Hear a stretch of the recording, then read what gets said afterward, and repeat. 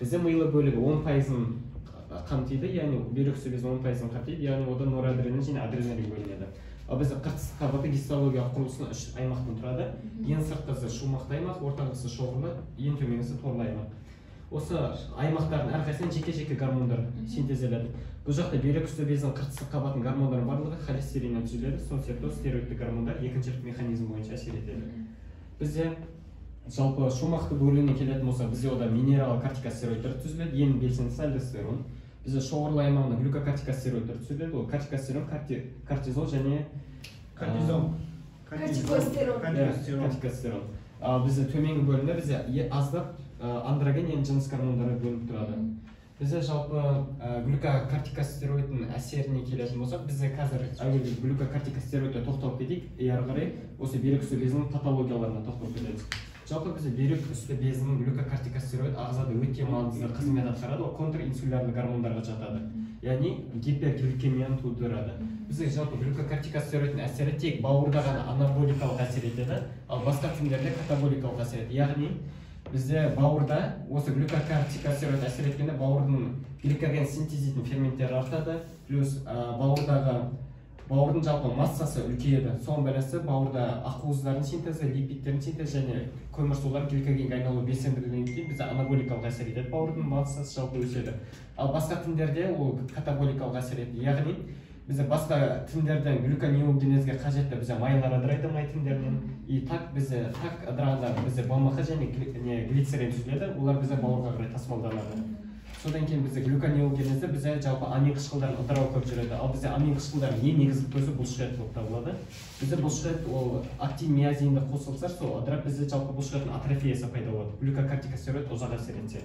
Яғни глюконеогенезге әсер етеді, және бізде липолизге әсер етеді. Жаңа май тініне БМХ мен глицерин синтезі, ол бауырға барады. Сөйтіп бізде липолизден бар және липогенез деген бар. Яғни бізде глюкокортикостероид көп әсер еткенде бізде жалпы липолиз аяқ пен қолда жүреді липолиз, ал бізде бет пен дене аймағында бізде липогенез күшейіп кетеді. Ол бізде оның белгісі бізде ицинка кушикта анық көрінеді. Және бізде глюкокортикостероид негізінен фармакологиялық тұрғыдан өте маңызды препараттардың тобы болып табылады. Яғни ол бізде эйкозаноидтарды түсіреді. Бізде жалпы эйкозаноид деген ол да мессенджерлі жүйе. Ол жалпы эйкозаноидтардан бізде фосфолипаза А2-ден түсіреді. Эйкозаноидқа бізде простагландиндер, лейкотриендер жатады. Олар бізде қабыну медиаторлар деп атайды. Яғни иммундық жауапқа, яғни қабыну процестеріне қатысады. Және бізде иммунодепрессивті әсер етеді. Яғни біз айтып кеттік, амин қышқылдар көп мөлшерде ыдырайды деп, амин қышқылдарымен қосып ДНК, РНК синтезі тежеледі. Бұл бізде иммунитет жасушалары, яғни лимфоцит, моноцит, нейтрофил, базофилдардың синтезінің, яғни пайда болуын азайтады. Яғни иммунодепрессивті әсер етеді. Осы эйкозаноидтың мөлшерін төмендетумен, яғни қабыну қарсы және иммунодепрессивті әсеріне байланысты бізде глюкокортикостероид тобындағы дәрілерді бізде аутоиммундық ауруларда жиі қолданады. Мысалы, рассеянный склероз, бізде жалпы рассеянный склероза бізде аутоиммундық ауру, ол бізде нервтің талшығының миелинді қабығына иммундық шабуыл жасайды. Яғни сол иммундық шабуылды төмендету үшін бізде иммундық жасушалар төмендету керек болады. Сол себепті бізде глюкокортикостероидтарды қолданады дәрі ретінде. Жалпы бізде ауруларына көшетін болсақ, бізде глюкокортикостероидты бізде әуелгіде адреногенитальды синдром талдап кетейік. Ол бізде жалпы туа біткен ауру болып табылады. Бізде жалпы айттық, бүкіл бізде бүйрек үсті безінің гормондары қыртысты қабатын бізде холестериннен пайда болады дедік. Бізде холестериннен пайда болғандықтан олардың негізгі көзі бірдей болып табылады. Яғни осы холестерин бізде альдостеронда, глюкокортикостероидта, тестостеронда синтезделеді. Енді бізде адреногенитальды синдром деген ең негізінен 95%-да бізде 21 гидроксилаза деген ферменттің ақауы генінің. Яғни осы ген ақау болғандықтан бізде 21 гидроксилаза ферменті жетіспейді немесе мүлдем болмайды. Бізде адам ағзасында, яғни нәрестеде альдостерон түзілмейді және глюкокортикостероид түзілмейді. Осылар бізде кері байланыс ретінде бізде гипофизге әсер етіп, АКТГ-ны жоғарылатып жібереді. Ал АКТГ мына жаққа әсер етеді, бізде мына жақта аралық өнімдер көбейіп кетеді шамадан. Осы аралық өнімдерден құтылу үшін бізде ол тестостерон синтезіне кетіп қалады. Сөйтіп бізде адам ағзасында жалпы ер адамның жыныс гормоны көбейіп кеткеннен кейін бізде ер балаларда ерте жетілу пайда кетеді жыныстық, ал әйел адамдарда менструалды циклдың бұзылуы, жыныстық дамудың бұзылуы пайда болады. Бұл адреногенитальды синдром. Енді Аддисон ауруына келетін болсақ, бізде Аддисон ауруы өзі бүйрек үсті безінің жалпы зақымдалуы. Кез келген фактор болуы мүмкін. жалпы оларда бізде жүрек айну құсумен не көрінеді, және артериалды қысымның түсуі, және бізде гиперпигментация ең негізі. Осыған байланысты адам Аддисон ауруын қол ауруы деп атайды. Оның себебі бізде ол да кері байланыспен байланысты, яғни бізде бүйрек үсті безінен жеткілікті түрде гормон синтезделмегендіктен бізде АКТГ мөлшері көбейеді. Бізде ол жалпы гипофизде жүргеннен кейін АКТГ-мен қоса бізде меланоцит белсендіруші гормон да көбейеді. Меланоцит белсендіруші гормон білеміз, бізде жалпы терде жаңа меланоциттердің, яғни меланоцит пигменттің көп жиналуына әсер етеді, бізде гиперпигментация байқалады. Яғни қол ауруы Аддисон ауруы.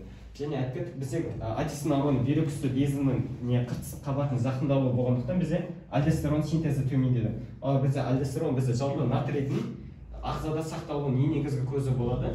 Соған байланысты бізде адамда гипонатриемия болады. Гипонатриемия болса бізде жалпы адам ағзасына су жеткіліксіздігі пайда болады. Су жеткіліксіздігі бізде жалпы артериялық қысым төмендеуіне алып келеді. Одан бөлек бізде жүрек айну құсу дедік. Енді бізде альдостерон тағы бөлек калий ионын бізде ағзадан шығарылуын қамтамасыз ететін еді. Енді бізде альдостерон болмағандықтан адам ағзасына калий көбейту бізде жүректің патологияларына алып келеді. Яғни бізде гиперкалемия деген жүректің ақауы бар, ол бізде ЭКГ-де көрінеді анық. Яғни ТТС жүйесінің үлкеюі және QRS комплексінің бұзылысы ретінде көрінеді Аддисон ауруында.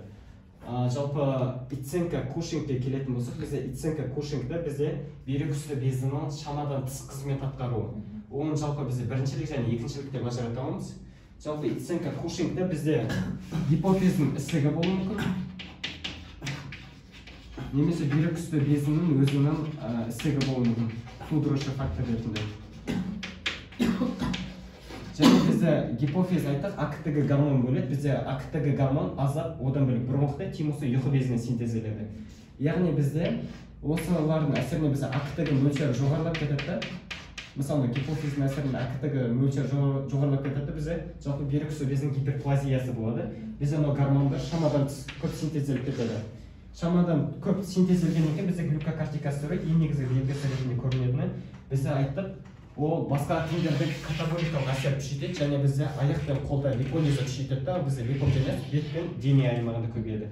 Сол себепті Иценко Кушингпен ауыратын адамдардың беті жартай тәрізді домалақ болады, және дене жағы ірі болады, май басқан, қол мен аяғы жіңішке болады Иценко Кушингта. Одан бөлек бізде Иценко Кушингта бізде жалпы альдостерон синтезі көбейіп кеткен екен, біз гипернатриемия және гипокалемия байқалады Иценко Кушингта. Яғни альдостерон қызметін шамадан тыс артуы. Және де бізде жыныс гормоны синтезімен болады, бізде жыныстық органдардың ақауы пайда болады Иценко Кушингта. Одан бөлек бізде тағы айтып кететін нәрсе, бізде жалпы бүйрек үсті безінің эмбрионалдық дамуында бізде қыртыс қабаты синтезделеді, ол осы бүйрекпен қоса. Ал бірақ милы қабаты бізде ол нерв түтігінен синтезделеді, нервтің крес шашыраулары. Осыған байланысты бізде милы қабаттың иннервациясы симпатикалық, бізде моносимпатикалық иннервация, яғни преганглияларды талшық арқылы ғана жүреді, яғни ацетилхолин арқылы ғана белсенеді.